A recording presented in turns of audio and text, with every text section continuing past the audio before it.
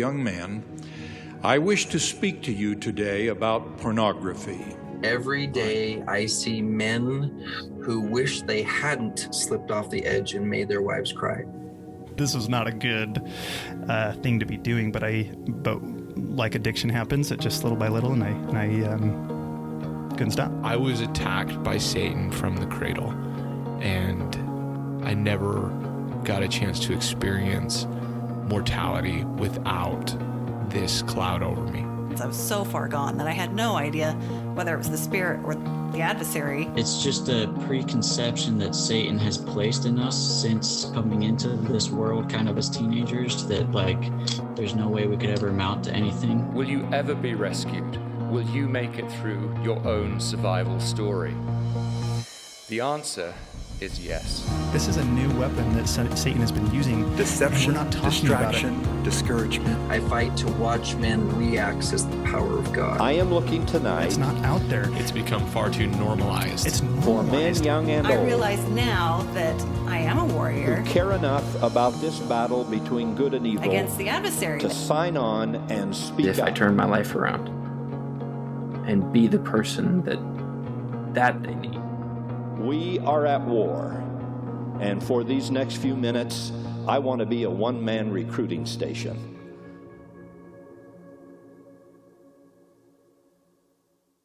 Hello.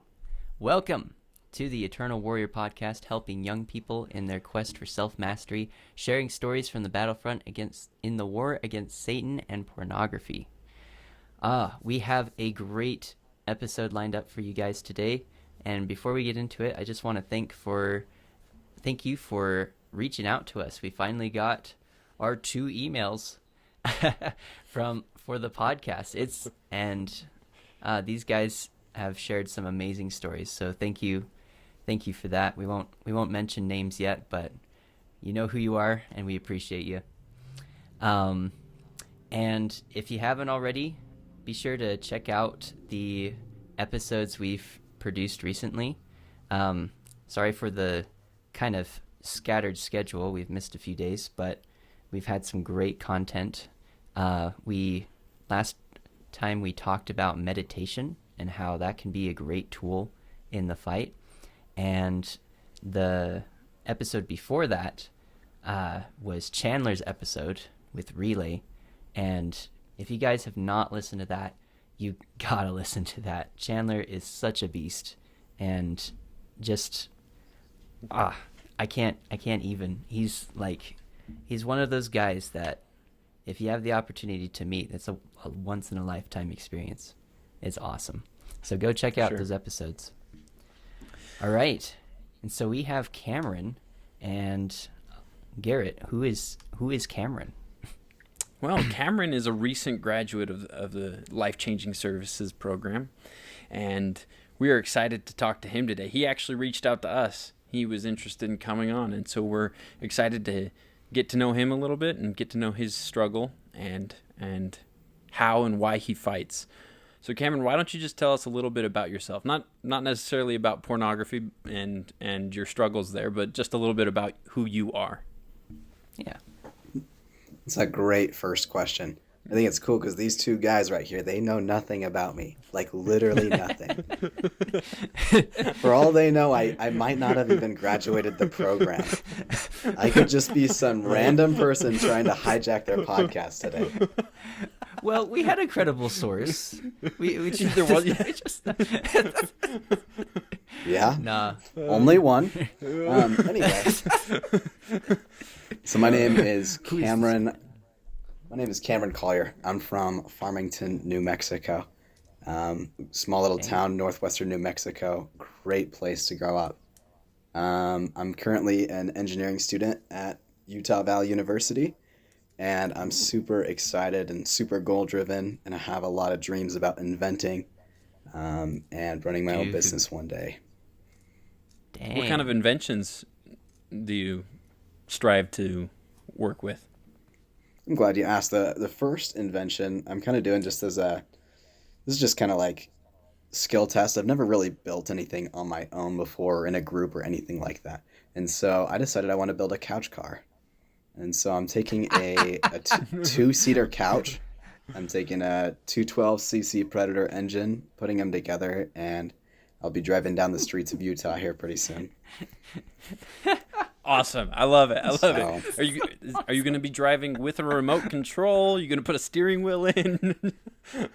It's a great question. At first, I think we're going to be driving with a gaming controller, probably an Xbox controller. Oh my and gosh! Then, what? There you go. And then, if possible, it'll be fully autonomous. So we'll see what happens. There you go. Wow. Okay, that's unique.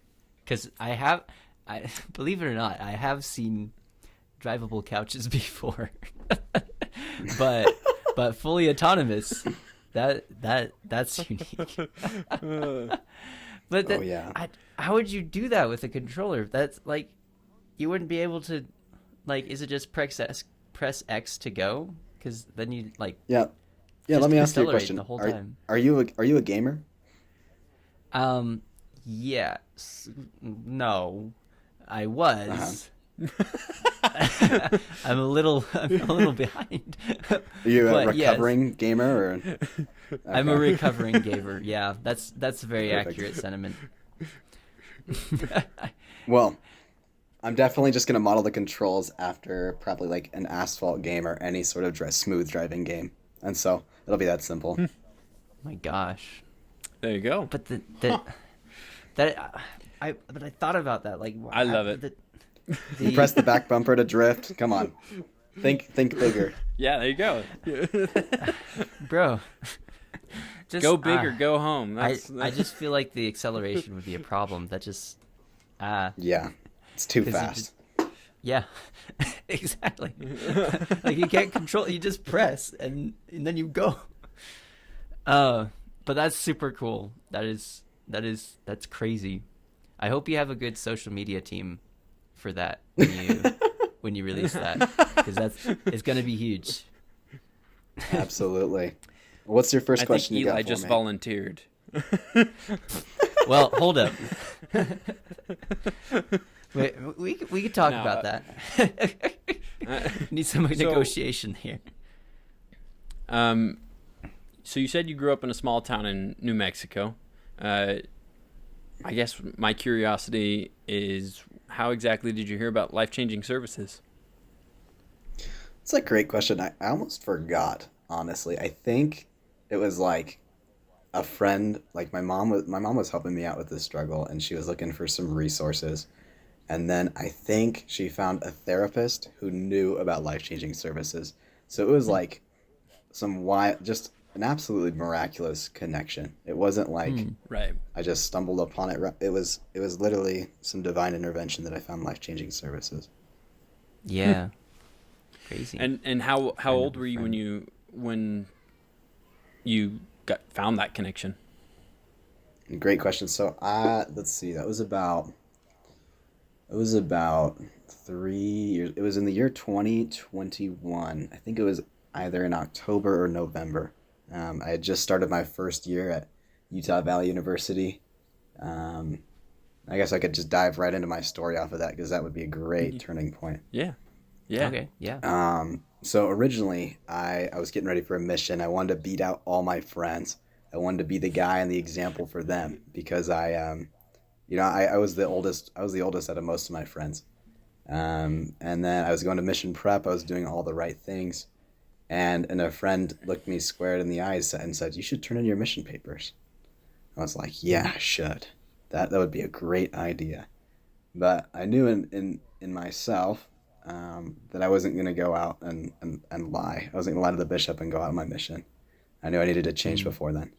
And so I was going to a 12-step group for about a year at this point. Just trying to work on this. And I was going to 12-step. I was going to a therapist. I was looking around for all the solutions. I was looking for everything. And then I found life-changing services. And they really helped me understand who the enemy is and who the enemy is not. Right? And so I think that the most powerful teaching tool this program has is that there is a real force intent on destroying us. There's a real entity out there, and not only that, there's something you can do about that. You can change. You can take action. And that was a big part of my transformation. The person I am today versus the person I was 2, 3, 4 years ago is completely different. Yeah. There's a lot that happened between there. Ooh, that's a great subject matter. So I am curious though, would you be willing to share where you think the addiction started? Absolutely. Yeah. So I know for after listening to this podcast a couple of times, it seems like a lot of the guys who come on here were attacked really, really early. And I was like, that is tough. In my case, I felt like, look, now that I know that, I feel almost a little bit lucky. I feel like it kind of picked up when I was like 13, 14 is when I first got into it. And I always felt like a lot of people were like, I didn't even know what to do. But for me, I felt like I always knew it was wrong to some extent. Like, I was like, I don't really know what's going on. I don't know what these sensations are, but I know that what I'm doing is like not quite what I should be doing. Like it doesn't really feel right, but I don't know what else to do. Get that little Christ light coming in and saying, "Hey." Absolutely. Figure this out. And so, like, at first, I'm a very independent person. I was going to solve this on my own. I was going to set goals, make plans, and I was going to change. That's what I was going to do. And so I was like, okay, I've got prom coming up, right? And I'm done. Like before I hit here, I'm going to be done. And obviously, and that deadline passed. I missed it. It was like crap. I just felt terrible. Like it was all on me. So then the next deadline came up. Couldn't remember what that was, but there were 3 or 4 distinct deadlines. 16 years old, senior year of high school. I just set all these deadlines. This is when I'm going to quit. This is when I'm going to change. And it just didn't happen. I was so defeated. And I like I said, I was looking everywhere and anywhere for a solution. Everywhere and anywhere. Yeah, there's tough. that cool scripture, and I think it's Amos 8:11 that we would teach in our missions, where it talks about people looking everywhere for the word of the Lord, and they cannot find it. And that was my exact experience. I felt like no matter what I did or no matter where I went, that there was no hope for me. Yeah. Oh, that's tough. Man. So from what you said earlier, your parents found out somehow. What was that like? It was actually interesting. So I told my dad about 6 months to a year in the struggle. And I don't think he really knew how to help me. He would approach me a couple of times and say like what can I do to help? And I'm like, great question. I have no idea. or else I would tell you. And yes, that happened for a while. And sorry, go ahead. You had a comment. That's interesting. I think just that comment tells a lot about your dad. It seemed like he had a lot of confidence in you. Absolutely. And in your quest to be independent about it. And that's a really cool move. And it might not have been helpful, but he seems cool. Yeah, I know there's a line in like Dragons or like Dragons Did They Fight? It's like very similar that fathers want to keep the confidence of their sons, and so I totally understand where he was coming from then. And I want to say it was about a year later that I told my mom, so I'd struggled a whole lot, and like I just remember this incredible spiritual impression, like you need to go talk to your mom, and that was like that was brutal, like that like it didn't. My mom never found out. I was the expert hider, the greatest, and so Wait, so you told your dad first, and he didn't tell your mom either? No, not that I know of, at least. Wow. So that's crazy. Yeah, me and Dad, we're like this. So no, but no, so, I mean, on some level that it makes sense. It's your problem to share and your problem to discuss, and I could understand as a father, being told in confidence something from your son and realizing that, hey, I got to keep this to myself. This is his, it's his struggle to deal with. I guess you can tell that's not how it was for me. I mean, he was good about it. He asked me. He's like, "I'm gonna have to tell your mother. Is that okay?" I'm like, yeah, okay. and it turned out all right. Back to you, Cameron. Yeah, what was it like with you and your mother? I don't know. It was so scary. Like I lived in our basement, so like I'd have to like walk up the stairs, and I like walked up the stairs three stairs at a time. I went up 3 stairs, down 3 stairs, went up 5 stairs, went all the way back down. I was like, there were some demons surrounding me. There was a real satanic pull that if I did this, that I would step further and further away from the adversary. And so once I talked to my mom went crazy. She not literally crazy. She was really searching. She was really helping me in my search because she knew just as well as I did that I had no idea what I was doing. And so that was super, super helpful. Yeah. So to clarify, she went gung ho in trying to help you with this, with your problems. Absolutely. Yeah. So it sounds to me like you're appreciative of your mom's efforts in that way. 100%. Because I know that in some cases, that spur of action from the mother can actually push the child away. But it appears as though you were in a place where that was not the case, and maybe that was because it wasn't forced upon you. Right. Your mom didn't find out. You told your mom, and so you were kind of ready for that. But that's interesting that was such a help for you. No, definitely, it was a great help for me, and it kind of helped a lot with a lot of transparency and a lot of honesty and openness, and through that and other experiences, it helped me to also gain those attributes, just like you said, because like I had the choice to do that. I made the choice to do that. So. Yeah. Oh, that's super powerful.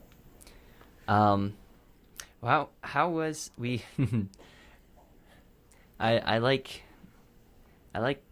to explore this a little bit. I explored this with Garrett and his wife a little bit, but how was your relationship with your parents after that? Did it seem like pornography kind of dominated the conversation after that? Honestly, it was kind of interesting because it'd be like, all right, like I would be like, I'd pretend like that event never happened. I'm like, oh, I never talked to you about this struggle. What are you talking about? That's not real. And then all of a sudden, like we'd be on a drive, and my mom would just bring up a topic, and I'd be like, I'm cornered. I can't go anywhere. Looks like this is just what it's gonna be now. Oh man. Oh, the denial. So it was kind of because I knew it was good for me. I knew it was good and all those things, but it was just like, I don't know. We honestly didn't really talk about it very much until I hopped back into the program after my mission and until I graduated. So like, I don't know. We didn't really have very much openness until then. So it's kind of like we'd talk about it, and then we're just like, all right, let's shove that under the rug. Let's be family, and then when it's time, we'll just lift the rug up and start talking about it again. There'd be like occasional conversations where my mom would be like, "So is that helping? Is it useful to you?" I'd be like, "Yes," and then that would be the end of the conversation, or no, we need to find something different. Right. Okay. That's so you it seems helpful. Like because we talked about like the toxicity of making your relationship about pornography, and like that's all you talk about, that's all you're focused on. Yeah, and it might not have been like, it might not have felt very good when the parents bring it up, but At least they didn't bring it up like all the time. And I feel like, honestly, now I feel like those are what all my conversations are about. I just want to talk about recovery with everyone. I'm like, hey, guess what? You can change. Like, you ever feel stuck? Oh yeah. I feel you don't have to be what you were yesterday. It's just like, I've got this thing that I'm going to share, and I'm going to apply it to the most random conversations. We're talking about the best taco restaurant. You know, we can recover from our struggle with judging tacos. You know, we don't have to judge every last taco restaurant. They can just be the way they are. All you have to do is exercise some warrior chemistry.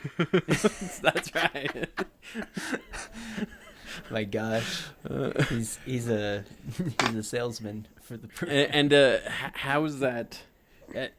Given your enthusiasm, has that been accepted and received well by those that you're chatting with? I don't know. So one of the things I'm mostly worried about, since I'm in Utah Valley, I've got some family around here, and a lot of those family members are female, and so I've talked to them like, and they're like going to college, they're dating guys, and I've just sat down and talked to them. I'm like, look, like you might, or you probably will inevitably will be dating a guy who has a problem with pornography, and I want you to be ready and be able to ask those questions. Because there's nothing that distorts your view of women.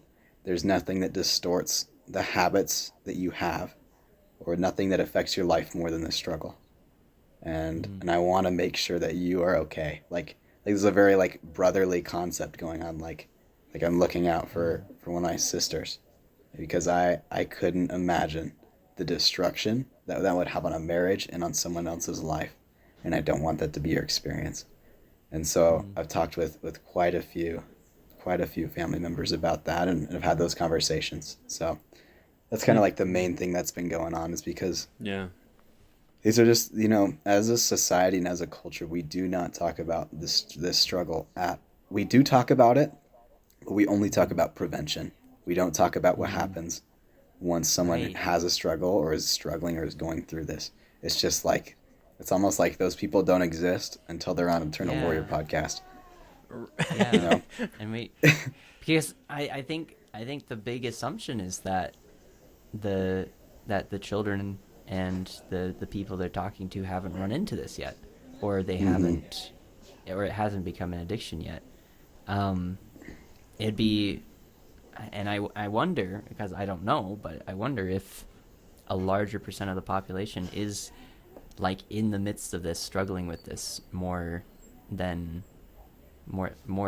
these corporations realize. Because I remember the presentations they would have at school assemblies, and the very nervous fifth Sunday lessons that they'd have once every 2 years. Just and those, you know, those strategies are great. They're great for prevention. But once you're in an addiction, you need something more. You need these principles that are being taught in group and other groups. So I'm curious a little bit about your going on the mission. I think we sidestepped from that part of the story. So what was that like, turning in your papers? And it sounded like you had to come clean with your bishop as well. 100%. That was actually interesting. So I was working with the bishop here in Utah, and we were talking through it. We were working through it, and I think I had hit 8 or 9 weeks of sobriety. So I was doing pretty solid at the time. And he said, yeah, you can go ahead and turn in your papers. He's like, I believe that you're gonna overcome this. And so I did. And then I remember what happened. Oh, okay. So I literally, like, I'd been trying to turn in my papers for 3 straight months, because I was trying to work on this, and I was meeting with the bishop weekly and been like, Bishop, when can I go? You know? And my availability date to leave on my mission was August 1st. And those papers got turned in on July 31st. So I was ready to go the next day. The next day. I wanted to go on a mission so bad. It just meant so much to me to share the experience of how I've changed. And so he said I could go. I went home back to New Mexico for a couple weeks where I had a couple more struggles. And then I've been sober from pornography for almost 3 years now. And so that was just, I think my math's off. I think it's like 2.5, but it was like October of 22 was October or September of 22 was the last time I slipped up there. And so, and that was during your mission? That was right before my mission. I served in November, started serving in November of 22. Okay. Crazy. So good for you. Yeah. So on that department, that was awesome. Like when I got into the field, in the MTC, I struggled a little bit with the masturbation half of that, and that was a little bit harder for me, and I worked through that through a majority of my mission. But in the last 4 or 5 months of my mission, I maintained my sobriety, and so I was very very lucky to finish my mission, to come home, and to maintain that transition. So that was very very incredible. That's awesome. I think on your mission. Sorry, go ahead. On your mission, you mentioned that you still had some of these struggles. Did you work with your mission president on that, or this was just a thing that you worked on internally? Great question. From day one, I told the mission president what was going on. I actually had 3 mission presidents over the course of my mission, and all 3 of them knew about it. And so, that was such an important thing to me of being personally accountable to my priesthood leaders. Connection. You know what they say about connection? It's the opposite of addiction. Absolutely, 100%. You're just going for it, man. That's awesome.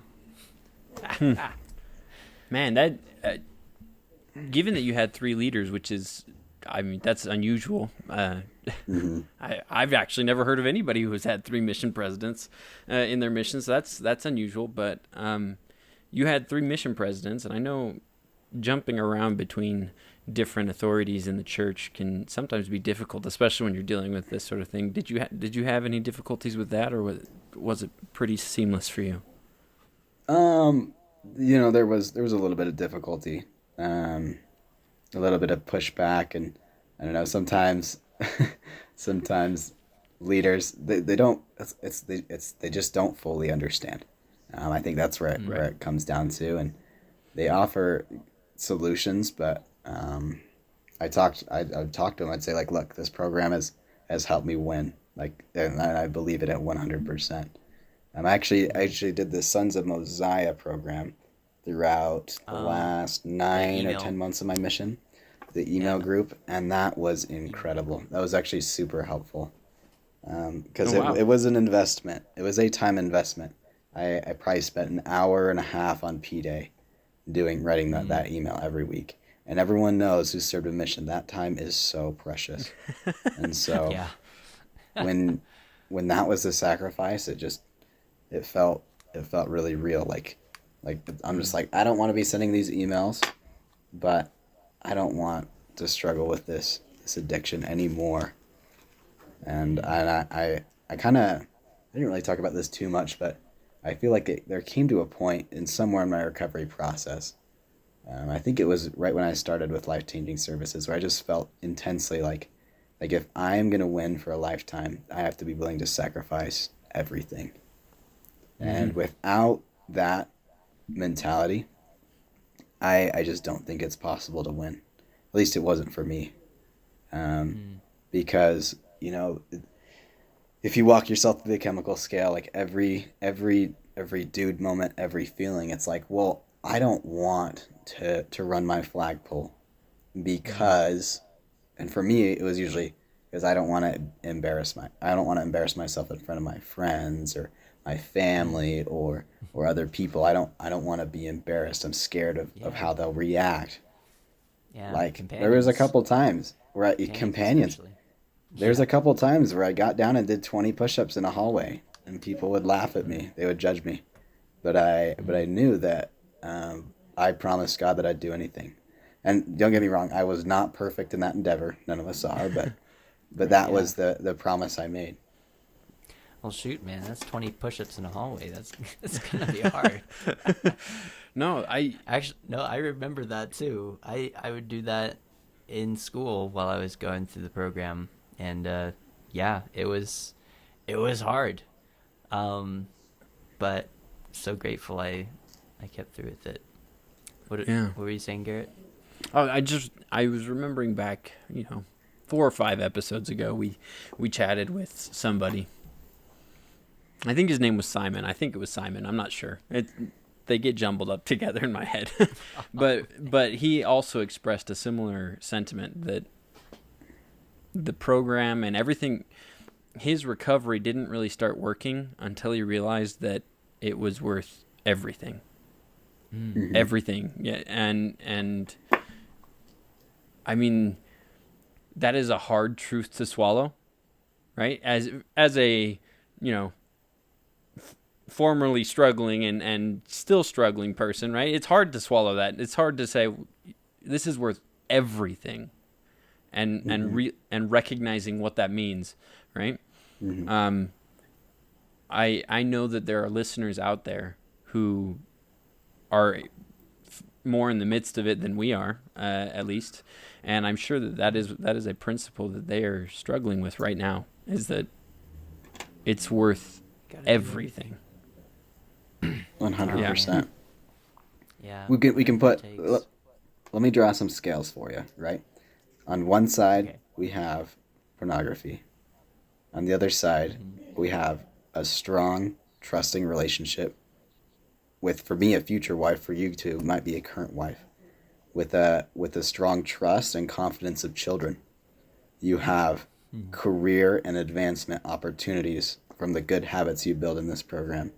You have what other just access to the Spirit 24/7. You have the list goes on and on. It's like, first question in the book says, why are you fighting? Why don't you just give up? And you can write a list of everything you see, feel, and touch on that list, because you will lose it all if you continue walking down the path that you're in, if you don't want to sacrifice everything. Dang. That is so true. Christ even says, sorry, go ahead. I'm running you over. No, you finish. I want to know what Jesus says. You want to know what Jesus says? He says, for what profiteth a man if he shall gain the whole world but lose his own soul? Right? Yeah. That's the choice. Yeah. And I actually hadn't thought of it that way, but that is so true. Like, you lose so much while you're in the hold of this addiction, especially if it's by yourself, if you're isolated from other people. 100%. And I think, okay, here's a new theory. I think it boils down to self-confidence. Because if you can't control your actions, how can you trust yourself? How can you have confidence in yourself that you can achieve the goals that you want? And it's worth everything to fight this addiction. So if I can take this a direction, you mentioned at the beginning one of the greatest principles you learned was that there's an adversary, and he's very smart, and he speaks to us in specific ways, and the adversary is not us. And so I'm wondering if you could tell us a little bit of what you learned in the program about that principle. And how it helped you. Yeah. And how it helped me. I think it really highlights what it teaches in the Book of Mormon about Satan. I actually sent it anyway. But it talks about how Satan will lull us away slowly. He'll teach us that there is no devil, that he doesn't exist, that there's no such thing as sin or temptation. But in reality, Satan is all around us, like everywhere. And it helped me. The program helped me to have a healthy fear of Satan. To know that Satan is in movies, Satan is in music, Satan is on the internet, that Satan is on the street. I can't tell you, I can't really talk about this in society because they hate me for it. But I can't tell you how many times I've seen pornography walking down the street. You know what I mean? Yeah. Yeah. Where I've literally just been existing, walking throughout my day, and the choices of someone else just set me straight to a level 1 to a level 2 on the chemical scale, and it's so frustrating. And I hate that people feel like they have to dress that way to earn attention or other things. It's so sad to me that that happens. I love that the program has helped me see Satan in a new light, that he is active in our lives and not passive. That he is. It's just so cool. Maurice highlights it. He says, like, when will the Lamanites stop attacking the Nephites? When all the Nephites are dead. And so in our lives, we always are called to improve. We're always called to be better men, to be better brothers, leaders, etc. So I've just learned so much about. It's so interesting because, I was talking to another mentor, and he was like, the second you decide to go out and do something good, he said that the trumpets in hell just start going off. Like, Satan's like, oh, what's that? Something good's happening? We've got to stop that. We've got to change that. Yeah. We can't let that happen. Exactly. So what, I wonder if you could, because this is a very important principle, and I want to make sure our listeners understand it. So can you give me a situation where Satan's involved, and kind of explain where Satan is in that situation? That's a great question. Yeah. Could I throw it back to you? Can you find me a situation where Satan is not involved? Okay. Where Satan's not involved? Yeah. Oof. Eli, the burner is on. Oh boy. That's interesting. Well, I could. How about I give you a situation, and maybe you can tell me where Satan is. I heard this analogy a little far back, but say you make a goal that you're gonna cut down on sweets, and and you're gonna stop snacking on them while you're at work. Okay. And so you come into work, and lo and behold, someone, out of the generosity of their heart, had put a bowl of Skittles on your desk and wrote a little cute note for you. Say, hey, just wanted to show you how much I appreciate you. Here's a bowl of Skittles for you. And so now it's like, ugh. Someone's trying to be nice. They gave me Skittles. Surely I could have one. I mean, like, it would be rude if I didn't have like at least one Skittle. But I'll just leave it at that. And so you're going about your day, and you're getting hungrier, and the Skittles are out of the side of your eye, and you're like, man, those Skittles. And you take one Skittle. Oh, wow, that's so good. This sugar is rushing into your brain. And you go along your day, and you find your hand reaching over to pick another one up, and you observe as the Skittle pops into your mouth, and you don't know how many times that happens over again. And by the end of the day, that bowl is completely gone. And you're starting to feel a little sugar hangover, and you're like, what just happened? And so, yeah, in that situation, in that simple situation of setting a goal, where do you think Satan had a play in there? I think it's we definitely need to get back to the basics on this one, right? And talk about the satanic spin. The satanic spin is the strategy that Satan uses to get us away from our values, to get us away from God. So, in that experience, the first step of the satanic spin is the flash. We see, we see something against our value system. Just to share it simply. So in this case, dang, I am not eating sweets. I see the Skittles. Fetch. And the satanic spin is described as a normal kind of like brain process, right? It kind of happens, but we can do something to interrupt it. But it'll happen to all of us. After that, we've got some. Sorry, go ahead. It's a natural process that happens in our brain. Why it's called the satanic spin is because Satan has found a way to hijack it, to use our brain against us. Yep. Yeah. So continue.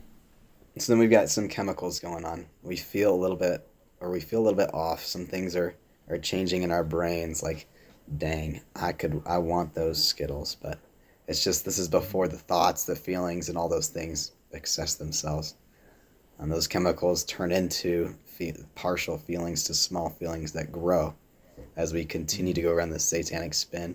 And then we get to the filing cabinet to recorded experiences where the brain has felt similar feelings. And so we go around in this cycle: flash, chemical spill, feelings, filing cabinet, flash. And we can go through it so many times a second. Yeah. And it's, because if you've ever...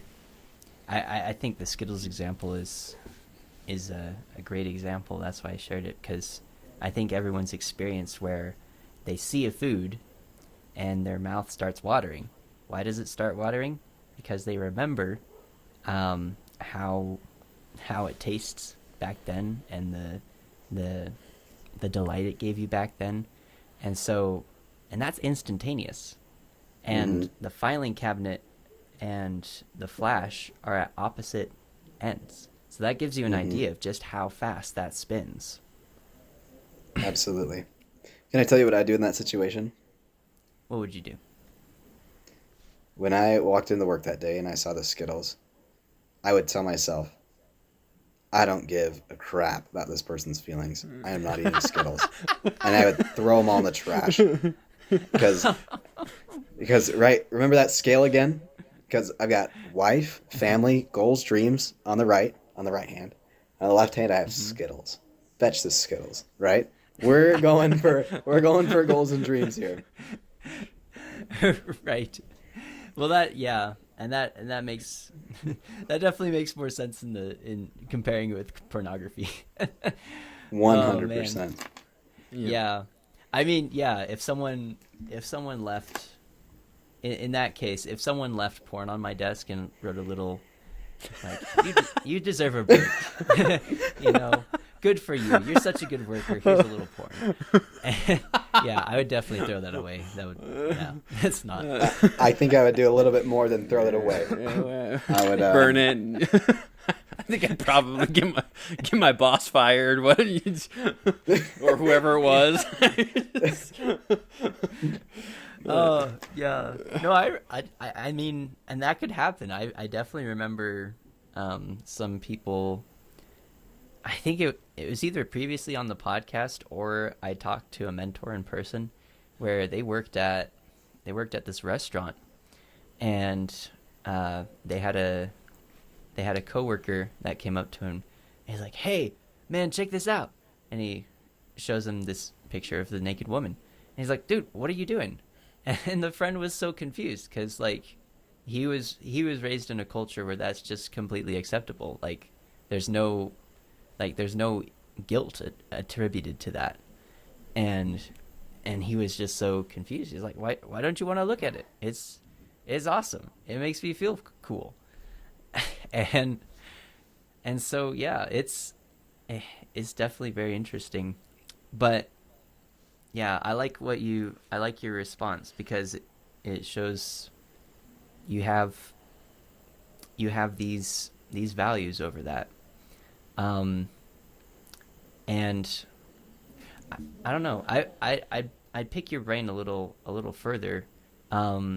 What role did Satan have in that? Because Satan didn't put the Skittles there, and Satan wasn't picking them up and eating them. So where was Satan in that situation? I think Satan, it's kind of like he like plants little thoughts in our minds, right? He can't read what's going on. He can't tell what's going on, but he can sure guess, right? Mm-hmm. He's seen us. He's watched us. He can see, man, this guy really likes Skittles. Let's get this Skittles on the table. And the friend puts the Skittles on the table. This is such a nice gift. Satan's like, perfect. Mm-hmm. Let's dump some chemical buckets in our brain so that we move towards something that he does not want to do. So that I can make him do things worse than eating Skittles. So that I can make him neglect his family, be emotionally absent, argue, and all these different things. So it's a very, you can kind of tell where you are in recovery based on your compulsiveness to Satan's temptations in other areas of your life. Yeah. I can definitely feel the impact in different areas of my life when I started taking control, because this, like I said earlier, this is you doing what you said you would do, you taking control of your life. And yeah, some people are really bothered by the fact that we talk about Satan having a role in this. They're like, well, this removes accountability because there's an adversary. Isn't it just you? Isn't it just your? Because science says it's just your brain trying to screw you over, because deep down inside you're just a carnal animal who wants pleasure. Yeah. What would you say to that? I would just say add, this. Oh, go ahead. Yeah, I was just gonna add that in the beginning, when you brought this up, you said that the program taught you who the enemy is, and then with what felt like some enthusiasm or even some passion, and who the enemy is not. So yeah, your thoughts on that? We're gonna put those two ideas together. Okay, the enemy is Satan. The enemy is Satan. The enemy is not me. My brain, this complex, amazing, neural processing gift from God, is not intent on destroying me, right? My brain is so smart, so complex, so chemically intertwined that it's not dumb enough to make dumb decisions, right?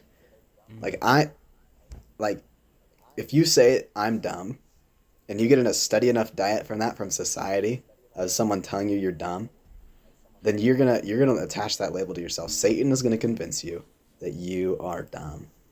But in reality, we just hear Satan's lies over and over and over again. And I think that's kind of the point I want to make, is the thoughts and self-sabotage in our life comes from Satan.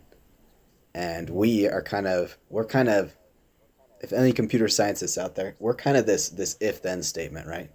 We choose the condition. Satan throws something at us, and we get to choose if we want to believe it or if we want to deny it. And then with whatever we choose, the results will follow. We are the agents. We get to act. We are not acted upon. We get to choose. Yeah. It's tough, because, well, from what we know from Scripture, Satan's a spirit, so we can assume he can speak to us like a spirit, i.e. the Holy Ghost. But he's bent on our misery, so we can determine that self-defeating thoughts are not our own. Yeah. And it's interesting to me, because you mentioned that in science, science tries to teach us that, it is just our own thoughts, it's our own mind. But in science, there is a phenomenon that has been recorded for for centuries, right? It's a well-known thing. They're called intrusive thoughts. Right. And based on science, right? If you just go strictly off of science, we don't really know what they come from or where they're from. Yeah, they just like magically appear in your brain, right? That is literally like science's explanation is they magically appear in your brain. Because that's why we call them intrusive, right? They're coming from external factors, but they don't ever hypothesize what the external factors are. But that's one of the benefits of having faith and knowing is that we know who it is. Like we know where the intrusive thoughts come from. It's Satan. We know that. It's not a question. And because we know it's Satan, we know we can fight back. Yeah. We have the missing link. Right. Yeah. I don't think we can drive that home enough. I think it's very important to know exactly where Satan is and where he's not. Satan is not in control of our bodies, and he's not accountable for our actions. We are. But we are enticed by one or the other, as Lehi says in 2nd Nephi. And Satan happens to be extremely good at enticing. He's had, over 7,000 years to practice on humans? Right.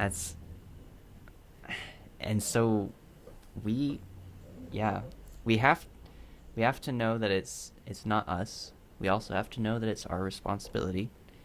And we have to respect this adversary that has this advantage of knowing who we are, knowing the science, and knowing what thoughts are gonna get us going, you know? Absolutely. And I gotta add to that thought. I just looked up intrusive thoughts and what scientists believe about them.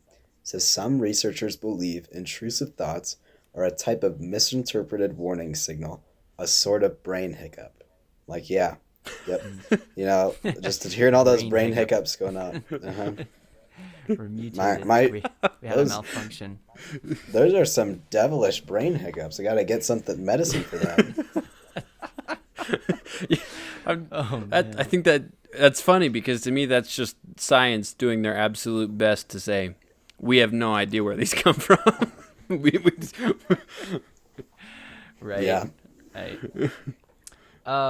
I love being in a scientific religion. I could rant about that all day. But I won't. I want to make sure. You said you had to leave soon, and so I want to make sure we can get your reasons for fighting before you go. So tell us, Appreciate Cameron, why do you fight? Why don't you just give up and have some Skittles? Throw those Skittles in the trash. Gone. Burn them. To answer your question, I am fighting because I know that the opposite of fighting is everything I fear. I fight because I know that everything I do in this life is to prepare myself to meet God. And everything I do right now is to prepare myself to meet a future wife. I'm fighting because the goals and habits that I establish now will mark the path I have for the eternities. I fight because I want a better life for myself. I want a better life for my family. I fight because I want to help others through this struggle. I want to be in a place where I can be a mentor and a support. I fight because the miracles I've seen through this recovery process are real, and I want more of them in my life. I fight so that I can be temple worthy, that I can be a worthy priesthood holder, ready to administer those blessings at any moment. I am fighting because I love the Savior, and I know that He would fight for me. That's beautiful. Oh, that is so good. Oh, man. And we fight for you, Cameron. I'm glad. I personally fight to make sure that we're united. You know, we're connected, and we're talking about this, like you said.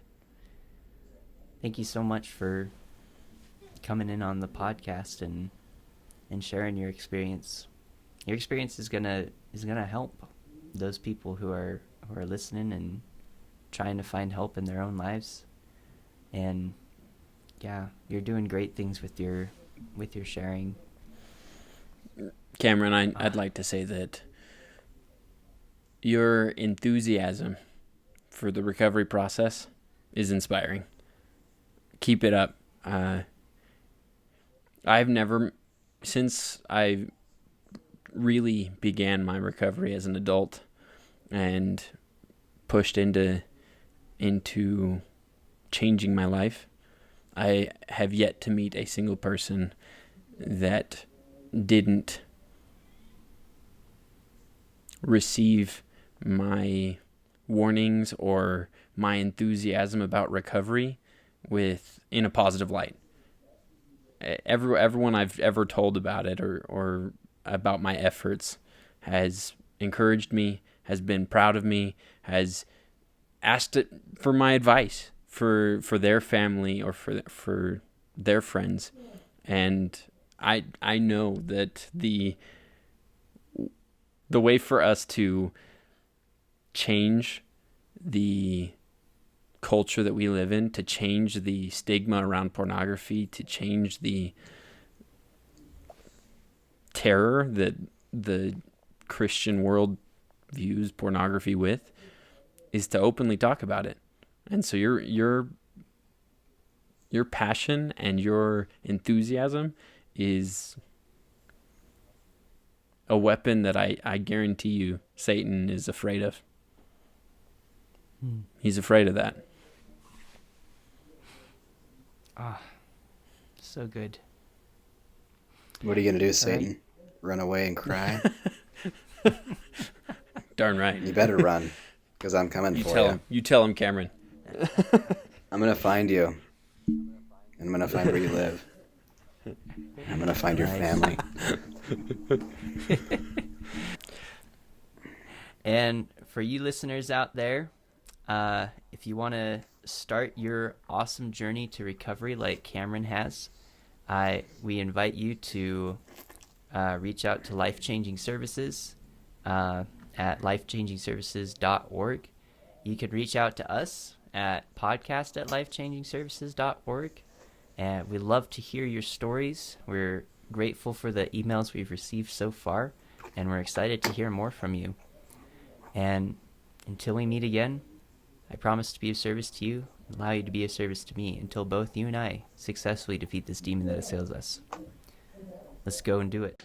If you're listening to this podcast, you have probably found that you are in need of, you are strongly desiring, a level of self-mastery that you have not been able to achieve on your own. Or you are a loved one or a parent who knows someone who would like to achieve that level of self-mastery.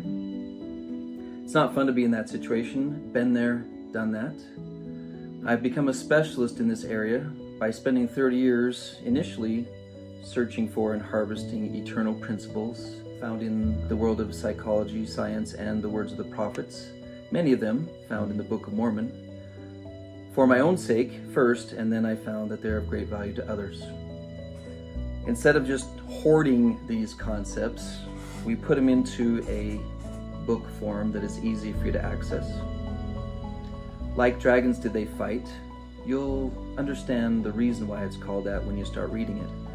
But go to likedragonsfree.com, get your own free copy of it, download it, and then when you're ready to talk over your circumstances and make a battle plan, call 877-HERO-877, in other words 877-4376. Talk to our headquarters people, and if necessary, they'll arrange for you to have a consultation with me. I am sad that you're going through this, but I've watched thousands and thousands of young warriors gain the confidence and strength they need to be able to have the lives they want now and the futures they desire to have. We will see you soon.